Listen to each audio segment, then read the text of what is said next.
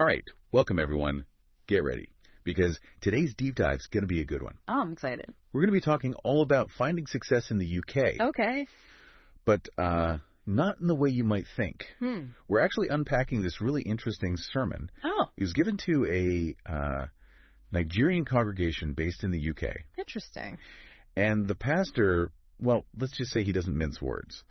He's got this really incredible way of weaving together his own personal experiences. Oh, I like that. With like these fundamental biblical principles. Powerful combination. It is. Yeah. And the result, a totally fresh take on, well, not just surviving in the UK. Yeah. But absolutely thriving. He does challenge the usual advice, doesn't he? It's more than just showing up in the UK and hoping for the best, right? Exactly. He's all about the internal shifts you have to make. I see the inner work. Yeah. Like, he has this great analogy about a lizard in Africa.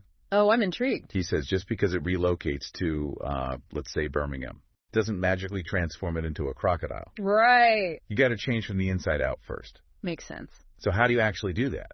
Well, he outlines these three key elements. I need to know. You have to leverage opportunities, resources, and networks. Those are the big three, for sure. He even shares this anecdote about buying a house in the UK. Get this.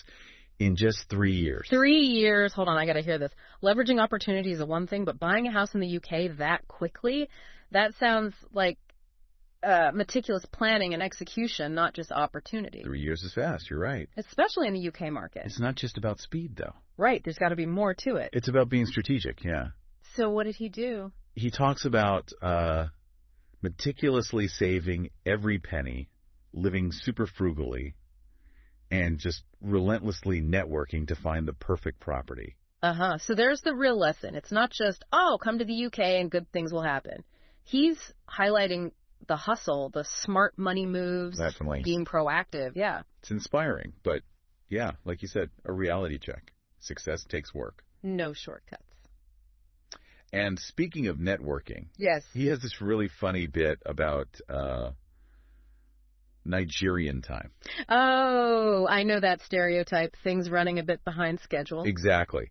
And he uses that to make this point about adapting to UK cultural norms. Bridging the gap. Exactly. It's not about abandoning your own culture, but understanding the UK context. I love that he uses humor to get such an important point across. Did he give any specifics about how to build those diverse networks? He really emphasizes stepping outside of your comfort zone. That's often where the growth happens. He says, don't just stick to your own community. Like, get involved in all sorts of different things. Yeah. Social groups, professional organizations, even volunteering. Yeah. All these different avenues where you can meet people from diverse backgrounds. It's not just about who you know. It's about expanding your circle. Right. It reminded me of something else he said about the UK being built on Protestant laws. Oh, yes. That was interesting. Like, he's encouraging us to look beneath the surface. Absolutely. Understand the deeper structures of UK society. Exactly. And within those structures, he's suggesting there might be opportunities others miss. What do you think he meant by that? Like a specific mindset or approach? He doesn't say it outright. I see. But it felt like he's encouraging a resourceful, maybe even entrepreneurial mindset. Interesting. You know, seeing those opportunities even within those religious and legal frameworks. Playing the game strategically. And he gets very real about time being a factor. I bet. Like, he brings up all these missed opportunities. Oh, like what? ISAs, child trust funds, final salary pension schemes. Ah, yes. Things many in his congregation regret not taking advantage of. That sense of urgency is so important. He's not just about planning, he's about acting when the time is right. Exactly. Especially in the UK. Things can move fast. They can. You got to be ready to jump on those opportunities. Absolutely. Makes you think about how we see opportunities, you know? Are we just waiting for them to fall on our laps? He'd say, no way. Or are we out there, like, actively looking, ready to grab them? He's all about taking action, that's for sure. I can tell. But he's also realistic. Yep. You know, sometimes you have to, like, work your way up to those big opportunities, you know? Yeah, like that. He actually has this analogy about learning to kill lions and bears. Whoa, okay, that escalated quickly. It's a bit intense, I know. Vivid, though. But it really highlights that idea of gaining experience, proving yourself. Before you go after the big game. Exactly. So in the UK, what are those lions and bears, you think? He specifically talks about starting a business. Okay, yeah. He says so many people just rush into it. Without really knowing what they're doing. Right. And he's all about getting that experience first. Working for someone else, learning the ropes. Exactly. Makes sense. Build those skills, then take the leap. He's big on building a strong foundation first. It's interesting, though, because he also mentions diversifying your income streams. Isn't that like the opposite of focusing on one thing? That's where the details matter. Okay. He's not saying never diversify. Right. It's more like don't spread yourself too thin too soon. Don't try to do everything at once. Build that solid foundation. Become an expert. Then think about other income avenues. Strategic diversification, not just random side hustles. Exactly. I like that. It's about sustainability. And he talks about protecting that success too, right? What were some of the things he mentioned? Oh, he gets into the specifics there. Okay. Big on having a will. Yeah. Setting up a trust. Even teaching your kids about finances. Wow. Preparing for the future. He says, don't leave your legacy to chance. Powerful words. Be proactive. Safeguard what you've built. It's taking ownership, not just for yourself, but for your family's future, too.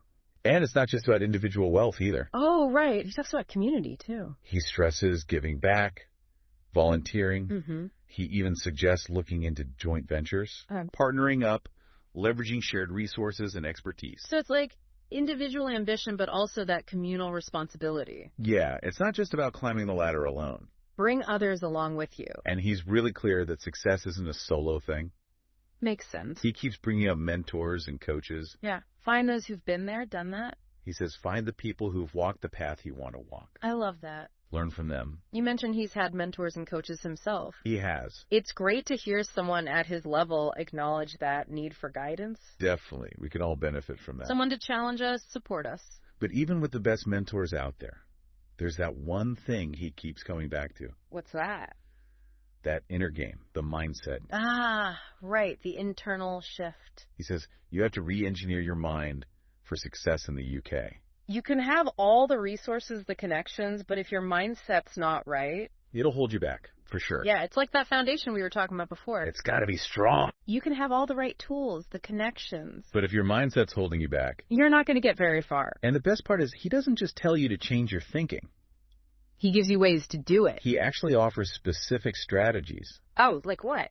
Things like replacing those limiting beliefs. With more empowering ones, yeah. Surround yourself with positive people. And visualizing the future you want. He wants people to create their own success. Not just exist, but thrive. He doesn't shy away from the challenges, though. He's real about it. He knows succeeding in the UK, especially for those from different backgrounds, can be tough. It's not always easy. But he also makes it clear it's totally possible. With the right mindset. With the right support. He's speaking from experience, too. Oh, absolutely. He's not just talking the talk. He's walked the walk. From cleaning toilets to achieving real success. It's a powerful story. And he's not just saying, hey, look at me. Right. He's sharing his roadmap. Here's what worked for me. Here are the principles I followed. You can do it, too. And that's where this deep dive gets really interesting. It's not just about listening. It's about applying these ideas. It's about taking action. And he actually leaves us with this question. Okay. What's one concrete step you can take this week? This week, even. To shift your mindset. From just surviving. To thriving. Such a powerful question. That's a call to action, you know? Examine your beliefs. Your habits. What needs to change? What can you do differently? Who can you reach out to? He's handing the reins over to the listener. Empowering them to create their own journey. It's not about waiting for the perfect moment. It's about taking that first step. And then another. So, as we wrap up this deep dive, I'm curious. What really stood out to you? That analogy about the lizard and the crocodile? Or maybe the importance of seizing those opportunities. Planning strategically. Re-engineering your mindset. Whatever it was, we hope this deep dive gave you some food for thought, some tools to help you not just live in the UK, but truly thrive. Thanks for joining us on this deep dive. See you next time.